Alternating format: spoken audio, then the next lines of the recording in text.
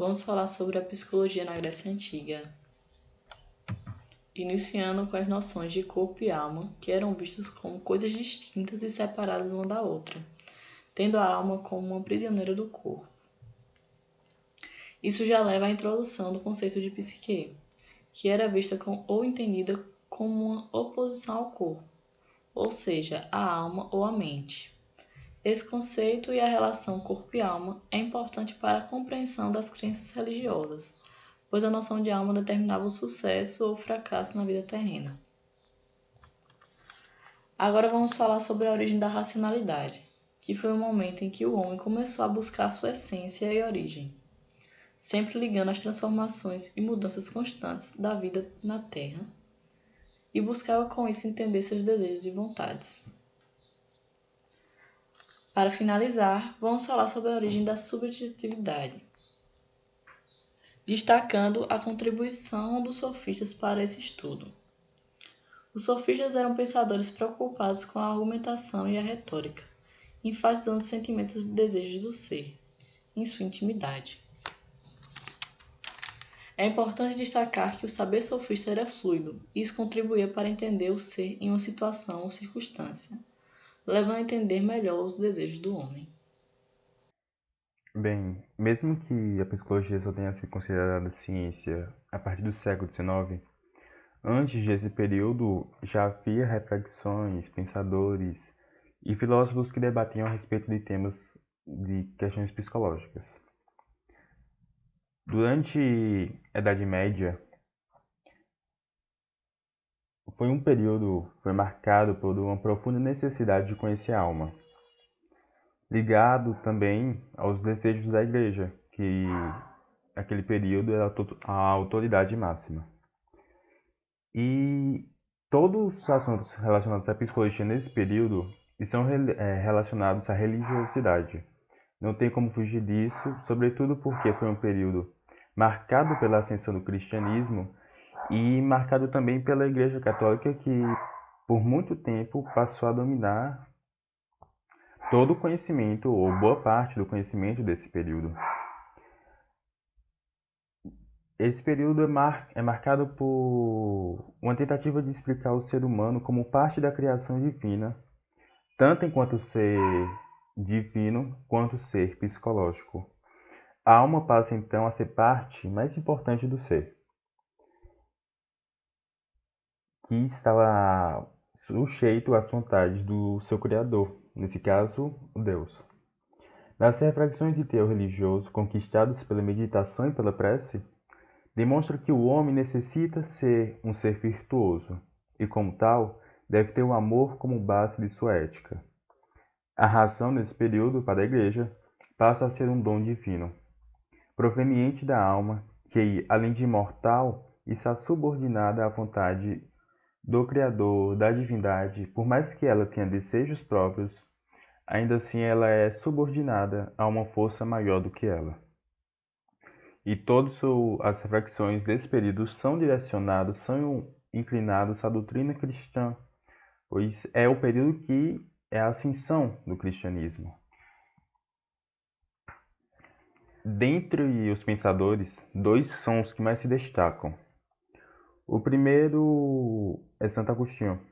Ele é representante da patrística, do neoplatonismo, e ele busca uma renúncia a si mesmo como um meio para conhecer a Deus. E dentro disso, busca refletir sobre o ser humano, adentrando no maniqueísmo, que é a dualidade entre o bem e o mal. Ele busca também o conhecimento sobre si mesmo. É uma busca por autoconhecimento que ele faz nas suas obras, e não só por autoconhecimento, mas como conhecimento da humanidade como um todo. E dentro das suas obras, ele deixa extremamente claro que a maior dificuldade da alma era obedecer a si mesma, e o que nos permite refletir sobre os desejos da alma e suas vicissitudes, relatando que o ser humano necessitava desprender-se das seduções do mundo para que pudesse purificar-se em busca da iluminação. Ou seja, somente purificando-se, regenerando-se, tornando-se bom, é que o homem poderia conhecer ao Deus, e para isso ele precisava se livrar das paixões da alma, o orgulho, o egoísmo, a sensualidade e dentre outras coisas. Outro também representante desse mesmo período é São Tomás de Aquino. Ele é representante da escolástica e ele interessa-se pela associação do pensamento aristotélico com a teologia cristã de Santo Agostinho. Ele traz a alma unida ao corpo, e assim, ele quebra a ideia de que havia um mundo sensível para o corpo e um outro mundo para a alma. E por já ser divulgada a ração como dom divino, ele coloca como necessária para a decodificação do mundo sensorial. No entanto, ainda assim, o conhecimento máximo e o mais importante é do que fosse da Igreja. Então, por mais que a razão nos mostrasse algo, se a Igreja falasse o contrário, teria que seguir a Igreja. Os fundamentos da psicologia. Para entendermos os seus fundamentos, é necessário fazermos uma análise histórico-social do homem, assim como descrever o conceito de subjetividade. Convém ressaltar que as questões acerca das sensações e emoções já preocupavam os filósofos da antiguidade, e não somente a partir do momento em que a psicologia se tornou uma disciplina científica, ou seja, no século XIX. Além disso, é importante destacar que a psicologia é organizada por viés subjetivos e objetivos. Desse modo, a subjetividade surge a partir do momento em que o homem está preocupado em explicar os seus comportamentos e os seus fenômenos psicológicos. Sendo assim, é fundamental entendermos os fundamentos da psicologia, fazendo uma descrição das visões internalistas e externalistas. A primeira concepção, que é considerada a visão internalista, afirma que todas as transformações que acontecem na sociedade são provenientes da ação humana. Pressupõe que todas as ideias científicas existentes são provenientes de outros já existentes, ou seja, desconsiderando de fato fatores externos. Já na concepção externalista, tudo é condicionado aos interesses sociais, econômicos e políticos. Diante disso, percebe-se uma oposição entre as duas concepções. Conforme a psicóloga Lenita Gama, escritora do artigo Fundamentos da Psicologia, deve-se fazer uma análise histórico-social do homem, ou seja, abordando a concepção internalista como base. Isso porque há uma valorização do ser humano como ser capaz de produzir e transformar a sociedade. De fato, o homem, enquanto um ser histórico-social, não só faz história, como vive nela através dela. Tanto o Renascimento quanto o Iluminismo foram dois períodos que foram extremamente necessários para a aquisição da psicologia enquanto ciência no século XIX. Durante o Renascimento, René Descartes ele contribui bastante para a psicologia, porque começa a pensar numa alma separada do corpo. Sendo assim, o corpo ele perde o status de sagrado para a Igreja Católica, o que permite que algumas ciências de cunho biológico, como a anatomia e a fisiologia, possam se aprofundar em seus estudos, contribuindo para essas duas ciências e contribuindo, consequentemente, para a medicina. A alma passou então a ser a consciência e não mais o corpo. Nesse contexto do Renascimento, a psicologia, enquanto disciplina, estudava a essência da alma e suas ligações com o corpo físico. Nesse caso, a psicologia ainda pertencia à metafísica. E o problema, para que ela não ganhasse o status de ciência, é que a metafísica ela não conseguia delimitar quais eram os seus limites. Então, a psicologia também não conseguia. E isso foi um dos empecilhos que não permitiu que a psicologia tornasse ciência nesse contexto, porque havia a necessidade de que os objetos de estudo fossem físicos, fossem passíveis de estudar pelo empirismo, que é o que dominou essa época. Só que não conseguiam ainda ver a psicologia por esse ângulo, pelo ângulo do empirismo, o que só veio acontecer no período do Iluminismo. Durante esse período, que é o Iluminismo, que inspirou a Revolução Francesa, começa-se a se pensar em um homem tanto biológico, natural, quanto um homem psicológico, com funções psicológicas que eram passíveis de serem estudadas pelo empirismo. Só que nesse período, as discussões em torno da psicologia eram mais de ordem espiritualista, por conta, é claro, de diversos fenômenos que começou a ocorrer tanto na Europa quanto no mundo, como a histeria, por exemplo, e que depois veio ser estudado pela psicologia de uma maneira mais séria. Começou então a separação entre a metafísica, o espiritualismo e a psicologia propriamente dita. Nesse contexto, a psicologia sofre muita influência do espiritualismo moderno e de algumas outras correntes, como o magnetismo, conhecido também como magnetismo animal, que propunha a cura de males físicos e mentais por meio de fluidos corporais e fluidos universais. E também sofre influência da frenologia, que acreditava que a forma do crânio indica as faculdades e as inclinações mentais dos indivíduos. Ambas hoje são consideradas como pseudociências. Ao fim do Iluminismo na Alemanha, que futuramente seria o berço da psicologia moderna, a psicologia foi aceita como disciplina dentro das universidades. E foi nesse mesmo período que o termo psicologia começou a se popularizar entre os pensadores da época. A psicologia sofre influência do empirismo. Sendo assim, o conhecimento só poderia vir se fosse pelas impressões do mundo sensorial. Então, dá para perceber o porquê que as primeiras escolas psicológicas eram de cunho do cognitivismo. Porque os pensamentos em torno da psicologia nesse período eram, sobretudo, na análise das faculdades cognitivas. Também havia pensamentos em torno da moral do homem. E a psicologia, nesse contexto, ela divide-se em duas formas. A primeira é a empírica, que é baseada na observação e na experimentação, e na racional, por dedução de experiências. Agora vamos falar sobre a psicologia experimental de Wundt. Iniciando por sua base de referência, que era a filosofia, e afirmava-se que ele era um filósofo que tinha montado um sistema metafísico, uma visão de mundo pautada no estudo empírico das ciências particulares, e fez uma psicologia com base nesse projeto de estudo. Para dialogar melhor sobre o conceito de psicologia de Wundt, precisamos entender dois conceitos: a experiência imediata e a experiência imediata. A experiência imediata são objetos estáveis, uma pedra, uma árvore.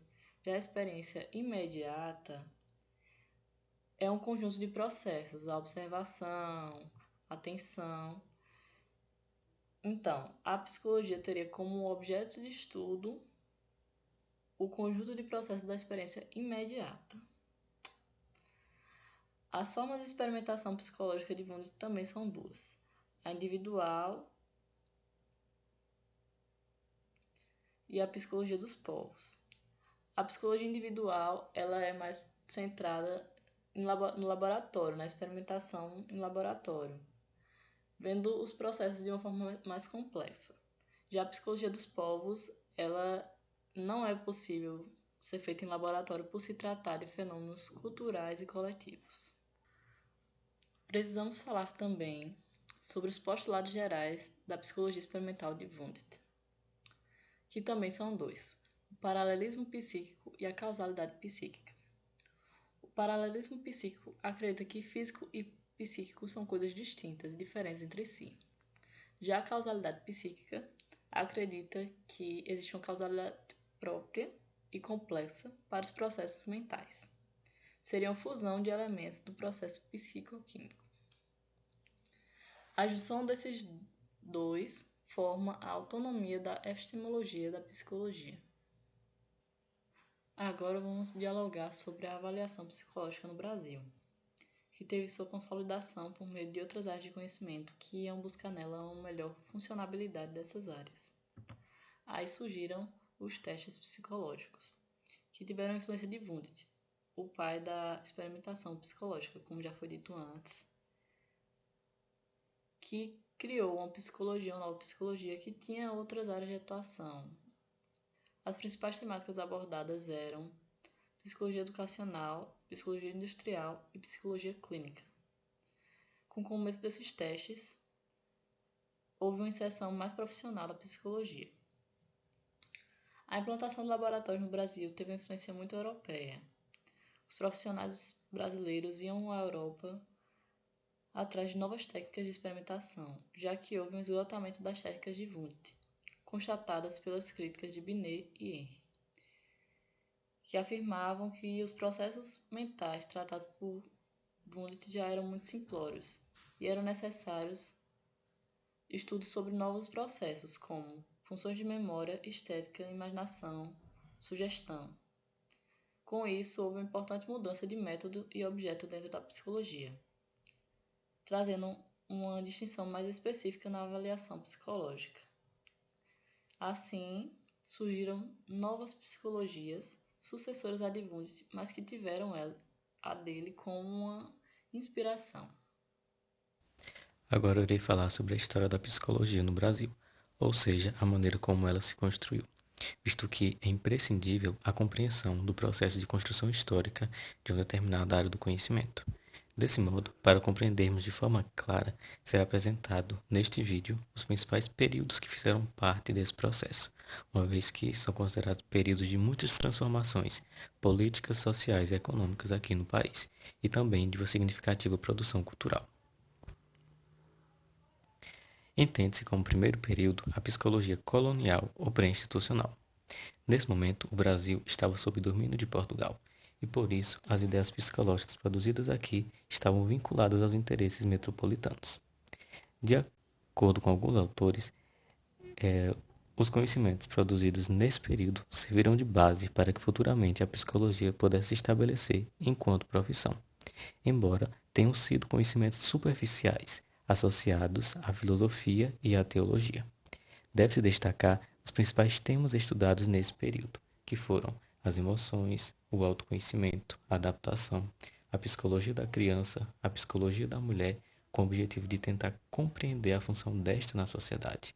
Entretanto, fazendo a comparação com as mulheres da colônia e com as mulheres da metrópole, sob a visão etnocêntrica e eurocêntrica. Sob outro ângulo, compreende-se como segundo período a psicologia no século XIX. Nesse momento, o país ainda sob o contexto da psicologia no século XIX, eu irei falar sobre alguns pontos fundamentais que fizeram parte desse período. Nesse momento, muitas contribuições do período colonial estavam ganhando caráter sistemático. Isso porque a psicologia emergiu enquanto ciência na Alemanha e muitos estudos de Wundt estavam chegando ao Brasil. É também nesse período que se tem muitas ideias positivistas e evolucionistas ganhando espaço no país. Desse modo, a psicologia, mesmo que de maneira gradativa, começa a se desenvolver. Observa-se também, nesse momento, que a psicologia começou a ser estudada em outras áreas do conhecimento, como na medicina e na educação. Na educação, porque foram criadas escolas normativas, cujo objetivo era formar professores para o ensino elementar, ou seja, um magistério. Acreditava-se também, nesse período, que a psicologia poderia contribuir na formação de um senso crítico nos indivíduos. E por isso, a psicologia começou a ser considerada uma das bases da educação e poderia também contribuir na superação de um ensino arcaico vigente no país no final do século XIX. A psicologia no âmbito da medicina. No século XIX, a ciência estava começando a se desenvolver aqui no país, como já foi citado anteriormente. Entretanto, a psicologia ainda não tinha se tornado uma disciplina autônoma. Desse modo, os primeiros conhecimentos sistemáticos acerca da psicologia foram produzidos no âmbito da medicina. Isso porque os médicos, ao terminarem o seu curso, tinham de defender uma tese, e muitas dessas teses abordavam temas da psicologia, como as emoções, a neuropsiquiatria, a neurofisiologia, entre outros temas. Observa-se também, nesse período, a criação de hospícios aqui no país, baseado em técnicas europeias. Esses manicômios atendiam indivíduos com doenças mentais e eram realizados vários testes psicológicos nesses ambientes, ou seja, a psicometria. Com isso, tem-se uma ampla gama de temas psicológicos sendo estudados aqui no país, ou seja, no século XIX. Entende-se como terceira fase a psicologia no século XX. Desde a proclamação da República, em 1889, o Brasil tornou-se uma nação autônoma e adquiria maior contato com outras partes da Europa, sem a mediação de Portugal. Sendo assim, muitas ideias psicológicas produzidas nesse período foram produto dessa sociedade em transformação. É importante citar que, nesse momento, a psicologia estava corroborando o desenvolvimento de suas concepções. Datam de 1920 as primeiras aplicações sistemáticas da psicologia às questões relacionadas ao trabalho, embora o desenvolvimento venha ocorrer de fato a partir dos anos de 1930, sobretudo relacionado às questões de industrialização do país. Ou seja, é um período em que se tem Getúlio Vargas no poder, com vários intuitos, como uma nova organização da sociedade brasileira. É justamente a partir de 1930 que a psicologia inicia seu processo de consolidação, isto é, uma regulamentação profissional. Diante disso, convém citar o contexto em que a psicologia se encontrava nesse período. Observa-se nesse momento que a psicologia começou a se desvincular da medicina, ou seja, quem atendia como psicólogo eram os médicos antes da sua regulamentação. E quando essa desvinculação, mesmo que de forma gradativa, a psicologia ganha status de autonomia nos cursos de filosofia, ciências sociais e pedagogia aqui no país. Além disso, é importante citar que alguns cursos de especialização em psicologia também foram criados nos anos de 1940 a 1950. Esses cursos possibilitaram que muitos psicólogos que atuavam sob técnicas aprendidas por conta própria, ou seja, muitas leituras, estudo em grupo, pudessem aperfeiçoar os seus conhecimentos sobre a psicologia. E, finalmente, em 1953, foi criado o primeiro curso de graduação em psicologia pela Universidade Católica do Rio de Janeiro, ou seja, a PUC. A regulamentação da psicologia. É finalmente em 1962, com a famosa Lei 4.119, que a profissão e o curso em formação são oficialmente regulamentados aqui no Brasil. Nesse período de regulamentação, as principais práticas eram a psicologia clínica, a psicologia educacional e a psicologia organizacional do trabalho.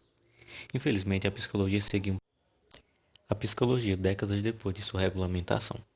Ela estava cada vez mais vinculada aos processos científicos e também o desenvolvimento da psicologia social é muito expressivo.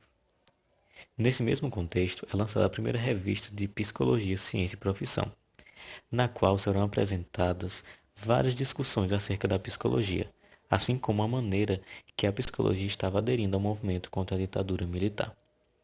Diante dos fatos supracitados, compreende-se que o conhecimento psicológico está cada vez mais presente nas diferentes áreas do conhecimento. Isso corrobora a ideia de que existe de fato uma psicologia brasileira, uma psicologia ampla, dinâmica, cujos objetivos são o respeito à diversidade e aos direitos humanos.